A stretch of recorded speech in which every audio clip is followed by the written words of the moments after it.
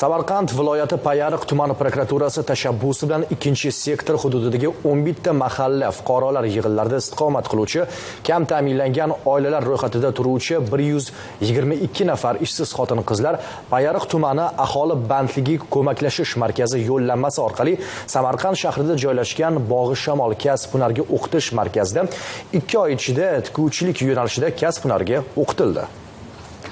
O'qish davrida ularga to'langan stipendiya 30 million so'mdan ortiq mablag' moliyalashtirib to'lab berildi. Kurs yakunida tikuvchilikni sir asrorlarini o'rgangan xotin-qizlarga yoshlar markazida guvohnomalar tarqatildi. Payariq tuman prokuraturasi tomonidan Chayka rusumli zamonaviy tikuv mashinasi bitiruvchilarga sovg'a qilindi. Tikuv mashinasi bilan ta'minlangan xotin-qizlar kasanachilik bilan shug'ullanadi. Markazda o'qigan xotin-qizlarning 60 nafari tumandagi korxonaga ishga joylashtirildi. Navbatdagi sharhsiz lavhamiz shu haqda.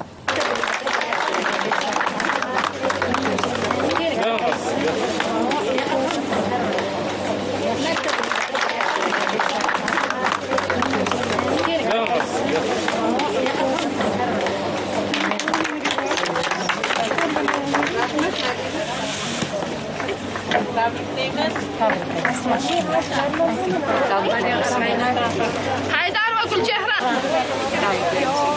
Shamirzoyeva Madina.